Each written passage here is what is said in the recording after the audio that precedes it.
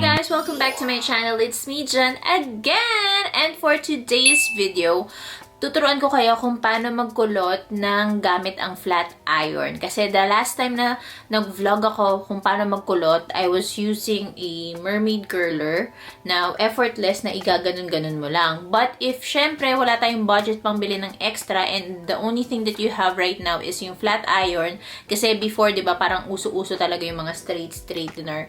So, eto, papakita ko sa inyo kung paano ko na-achieve yung ganitong kulot. Yan, ganyan.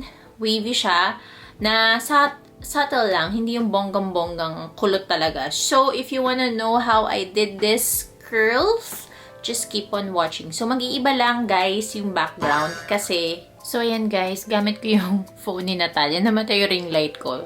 Wala akong saksakan pala. Low bat yung power bank. But anyways, yung sinasabi ko kanina, mag-iiba lang yung background kasi hindi ako dito nagkulot dun sa vanity ko. Kaya, medyo hindi ganito yung background, okay? Pero pagtsagaan nyo na. Alright? Eto na yung video! Okay guys, so mag-start tayo. I-3 parts natin yung ating buhok. That's the first part, yung pinaka-bottom. And then, dapat super init nung flat iron nyo. Then, kukuha lang kayo ng onting part dun sa isang side. And then, yung pag-twist nyo ng flat iron is paloob muna. Kasi, para maganda siyang tignan, paloob muna, twist nyo pa onte, then, slowly nyo ipababa, hilahin yung flat iron. Yan. Ganyan. Dahan-dahan. Tapos, ayan na siya.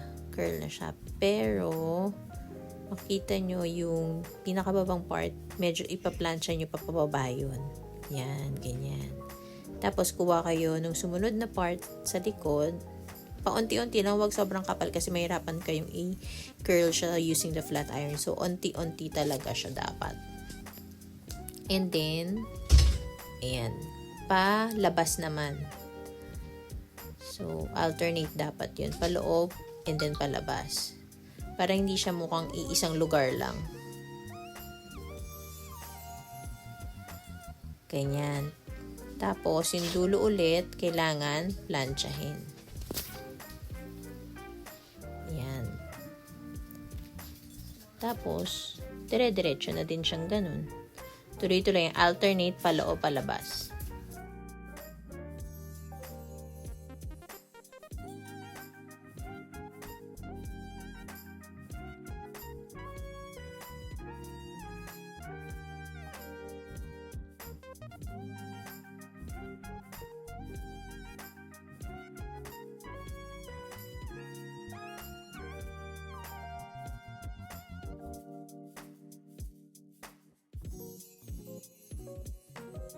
Then, ayan, second part na tayo. Hahatiin lang natin ulit.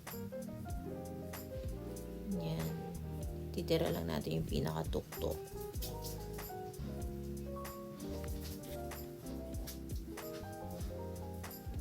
Tapos, kukuha na tayo ulit ng mga buhok. Pero, wag sobrang kapal again.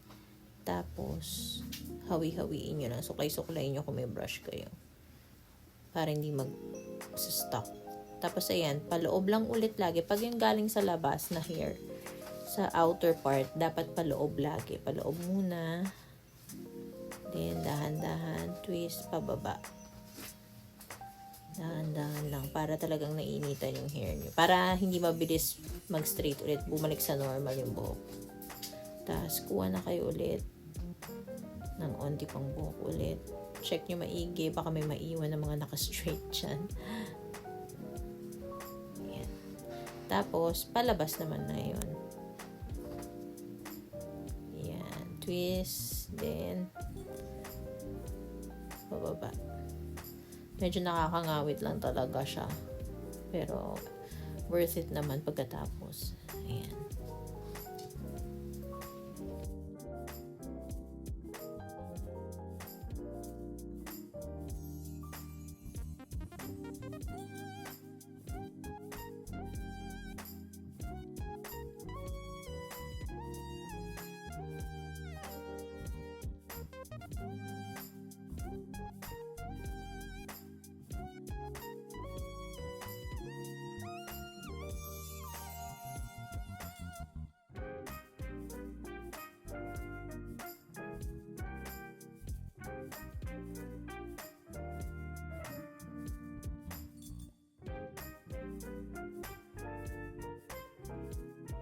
Tapos, third part na tayo. Nakakangawit kasi talaga yan, guys. Titiisin nyo lang. Tapos, suklay-suklay para hindi buhol-buhol. Ayan. Tapos, pag dyan sa part na yung pinakahawi nyo na, guys, straight lang muna. Medyo babaan nyo pa ng konti. Then, twirl. Twirl talaga. Twist. Ayan. Kasi, ganun siya. Kasi siya na yung pinaka-last part dun sa side na yun. Kaya ganun. Tagalan nyo konti. Ayan. Pack. O, diba? Then, kuha ulit. Hanap ng mga straight pa. Then, paloob naman. Palabas naman ngayon. Ayan. Then, ganyan.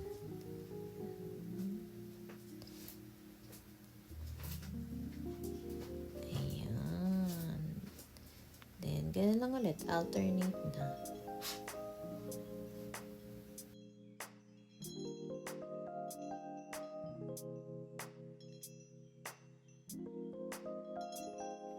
Tapos, para dun sa pinaka-bangs or dulong-dulong harap na part na, straight nyo muna ng onte. Then, tsaka nyo iti-twist. Ayan. Paloob ulit. Ganyan. O, diba? Tapos, hanap ulit ng mga straight and then alternate lang ulit, guys. Mga shish.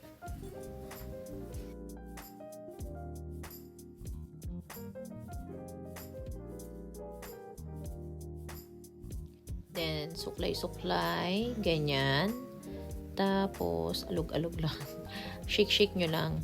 Tapos, kapag hindi may gaano maganda yung bangs nyo, pwede nyo namang i-hairpin. Tapos, check nyo maigi kung ano pa yung kailangan i-curl. Ganyan. O, diba? Bongga. Super nice. Fluffy curls.